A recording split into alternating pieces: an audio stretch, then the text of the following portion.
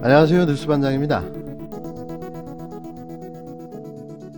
지난 2일 윤석열 청장 장모 최 씨에 대한 재판부의 선고가 있었습니다.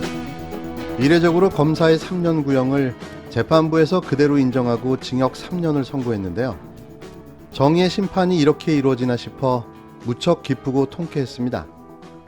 그런데 이 판결을 두고 하루가 지나 쏟아지기 시작한 각종 의혹들, 검찰 구형이 양형 기준의 절반밖에 안 된다는 건데요. 그걸 재판부가 바로 선고한 건 숨어있는 꼼수가 있다는 겁니다. 즉 6년형이 나와야 하는데 그의 절반에 해당하는 3년이 나왔다는 건데요.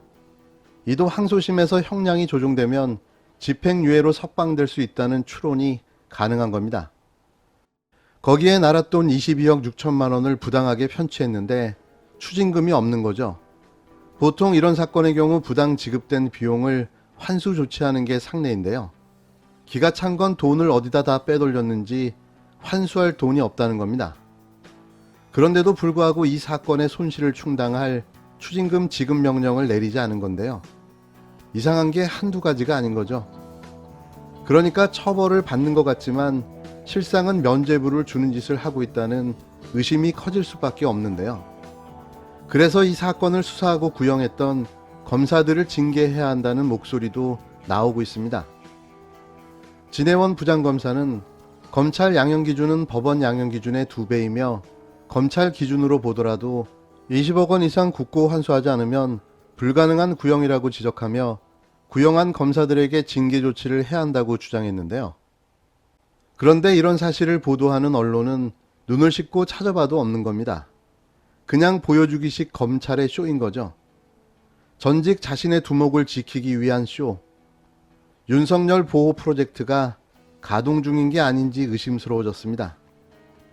2심에서는 과연 어떤 구형과 판결이 나오게 될지 지켜보겠습니다. 모르면 항상 당할 수밖에 없는 사실이 저를 항상 분노하게 하는데요.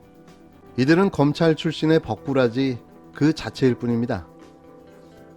책임면제각서가 오히려 범죄 인식이 있었기 때문에 작성한 거 아니냐라고 하는, 범죄에 대한, 이게 범죄가 될 수 있다, 처벌의 가능성이 있는 문제다라고 인식을 했기 때문에 당시에 책임면제각서라는 걸 썼다라고 오히려 부메랑이 됐어요, 실제로. 윤석열 전 검찰청장 장모 최 씨가 2일 징역 3년을 받고 법정 구속된 같은 날, 아내 김건희 씨 주가 조작 의혹을 겨눈 검찰 수사팀의 여의도 저승사자라고 불리는 금융범죄 수사 경력이 많은 검사들이 합류한 것으로 확인됐습니다.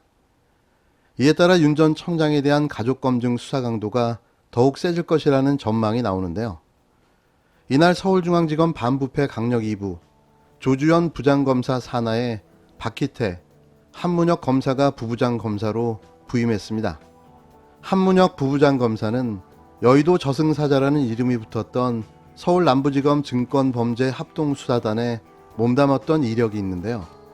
또 조국 전 법무부 장관 가족 관련 검찰 수사팀에 파견돼 조 전 장관 가족에 투자한 사모펀드 운영사 코링크 PE의 자본시장법상 사기적 부정거래 혐의를 수사하기도 했습니다. 하지만 억지 기소됐다는 사실이 밝혀져 무죄 확정됐는데요. 박기태 부부장 검사는 서울 남부지검 형사 6부에서 고 조양호 한진그룹 회장을 상대로 총 270억에 달하는 횡령 배임 수사의 주무를 도맡은 이력이 있습니다. 현재 반부패 2부에는 윤 전 청장의 아내 김건희 씨와 관련된 의혹 수사가 배당되어 있는데요.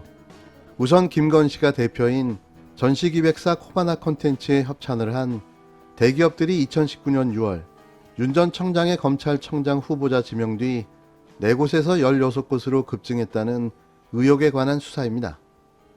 또 2010년에서 2011년 권오수 도이치모터스 회장의 주가 조작 과정에 김 씨가 돈을 댔다는 의혹도 수사하고 있는데요. 이 사건은 2013년 경찰이 혐의점을 찾지 못했다며 사건을 종결했지만 지난해 2월 뉴스타파가 경찰 내사 보고서 등을 입수해 보도하면서 사건이 재점화됐습니다. 최근에는 장모 최 씨까지 도이치모터스 주가 조작 의혹 사건에 개입한 정황을 포착했다는 보도도 줄줄이 나오면서 윤 전 청장의 대권 도전을 앞두고 수사에 힘이 실리고 있는 것이 아니냐는 관측이 많은데요.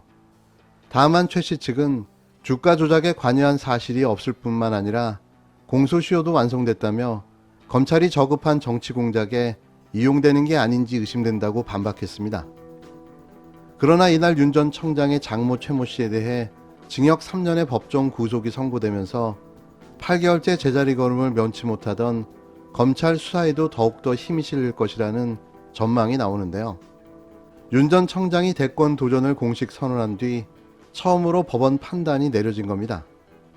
조 전 장관은 장모 최 씨에 대한 선고가 나온 지 약 30분 뒤 페이스북에 글을 올려 첫 번째 검찰 수사에서 동업자 3명은 기소되고 유죄 판결이 내려졌음에도 이 사람만 무혐의 처분이 내려졌는지 면밀히 조사와 감찰을 해야 한다고 수사를 촉구했는데요. 그러면서 최강욱 열린민주당 대표 등의 고발과 추미애 법무부 장관의 윤석열 배제 수사지휘권 행사가 없었다면 이번에도 묻혔을 것이라고 추 전 장관의 공을 추켜 세웠습니다. 현재 윤 전 청장 측근 의혹 사건은 지난해 10월 추미애 당시 법무부 장관이 수사지휘권을 발동해 윤 전 청장은 현직일 때 이 사건들 지휘에서 배제됐었는데요. 이 때문에 김호수 현 검찰청장도 보고를 받지 않고 전임인 이성윤 서울중앙지검장에 이어 이정수 서울중앙지검장이 수사지휘를 도맡고 있습니다. 안 좋아요. 이거는 첫 번째 흐름이 안 좋습니다.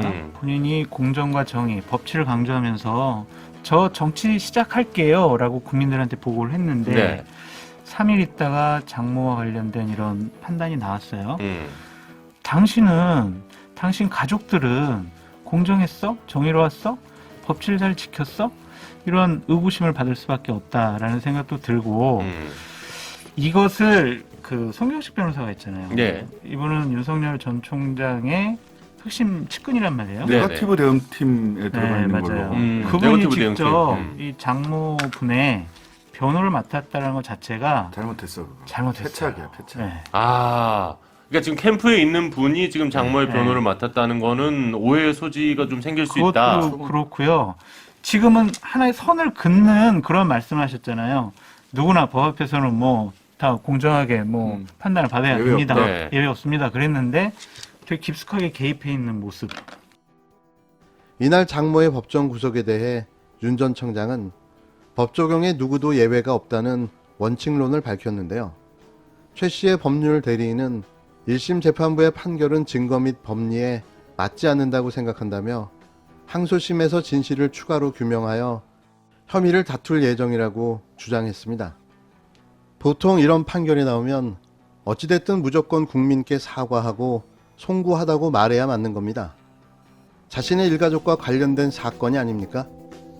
그런데도 아무 꺼리낌 없이 원칙론만 주장하고 있는 윤석열은 대체 무슨 생각을 하고 있는 걸까요?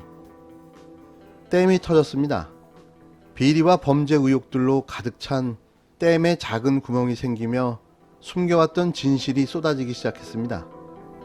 견고하고 튼튼해서 절대 무너질 것 같지 않던 철옹성 같던 댐이 작은 구멍으로 균열이 생기며 무너지기 시작한 건데요. 윤석열이 있어야 할 곳은 청와대가 아니라 학교입니다.